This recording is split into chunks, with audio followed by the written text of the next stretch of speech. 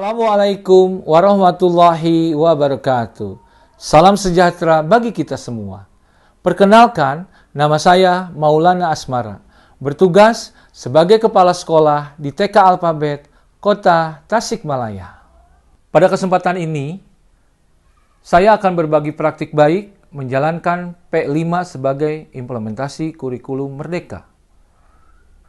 P5 adalah proyek yang akan menemukan jawaban atas pertanyaan mengenai peserta didik dengan kompetensi seperti apa yang ingin dihasilkan oleh sistem pendidikan Indonesia.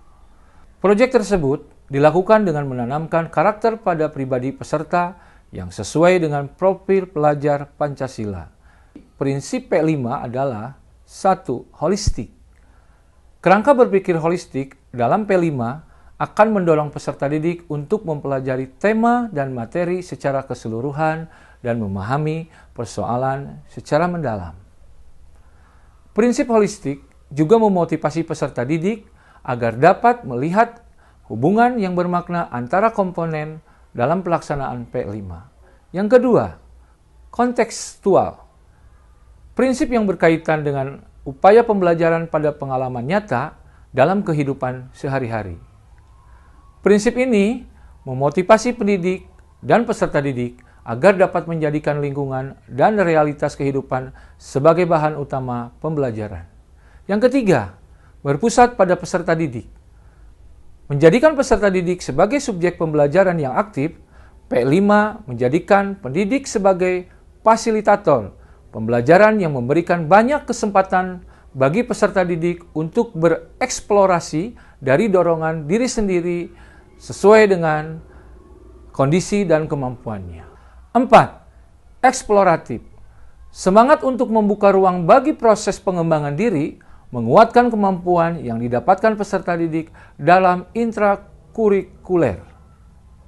Adapun tahapan P5 diawali dengan memahami P5, kemudian menyiapkan ekosistem sekolah, mendesain proyek P5, mengelola P5, mendokumentasikan serta melaporkan hasil P5.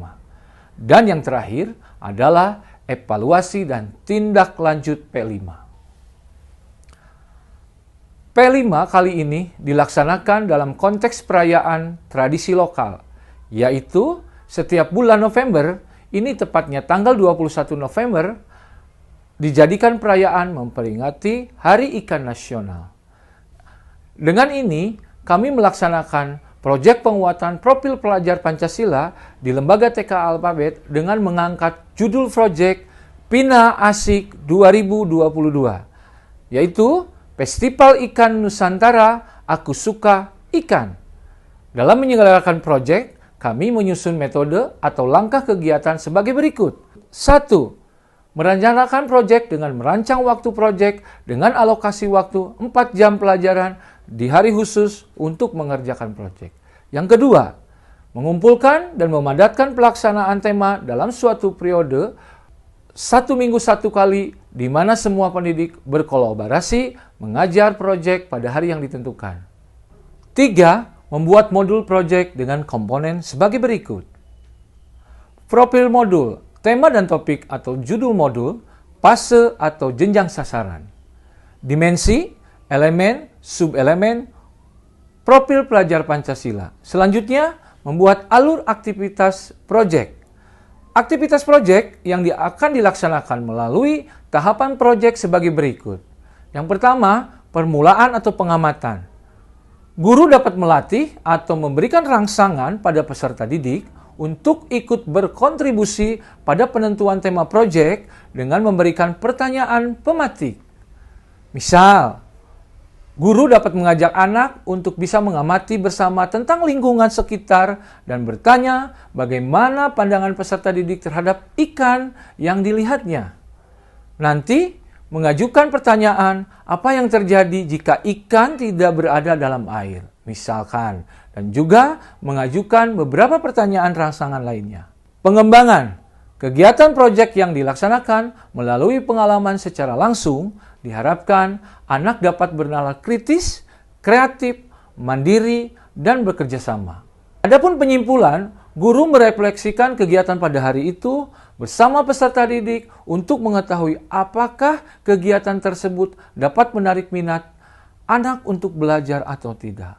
Setelah tadi, kita akan mengelola proyek dan mendampingi peserta didik dalam proyek penguatan profil pelajar Pancasila.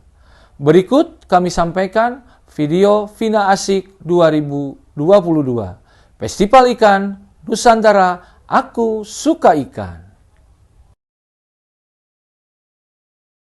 Pelaksanaan asesmen menjadi bagian yang tidak terpisahkan dari P5 ini.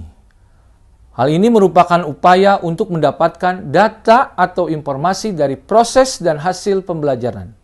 Asesmen awal dilaksanakan melalui asesmen diagnostik untuk mengetahui karakteristik peserta didik. Pada proyek kali ini, teknik asesmen yang dilakukan melalui observasi, yaitu pengamatan berkala atau pengamatan aktivitas. Selanjutnya, performa, melakukan proyek dan menghasilkan produk. Dengan instrumen yang dipakai adalah checklist dan catatan anekdot. Hasil yang dapat dicapai dari praktek baik ini adalah proses pembelajaran yang dilakukan dengan menerapkan P5, memberikan pengalaman bermain yang menyenangkan sehingga anak banyak melakukan eksplorasi di dalam ataupun di luar sekolah. Selain itu, terlihat kemampuan anak untuk bergotong royong, mandiri, kreatif, dan berpikir kritis. Hal ini dapat dilihat dari tingkat partisipasi mereka bertanya aktif. Dengan menyusun modul ajar secara sistematis dan cermat, kegiatan menjadi efektif dan menyenangkan bagi anak. Demikian paparan presentasi yang saya sampaikan. Semoga praktik baik ini dapat meningkatkan kompetensi anak dalam pembelajaran bermuatan proyek penguatan profil pelajar Pancasila dan bermanfaat bagi seluruh pendidik PAUD di Indonesia. Serentak berinovasi, wujudkan merdeka belajar. Wassalamualaikum warahmatullahi wabarakatuh.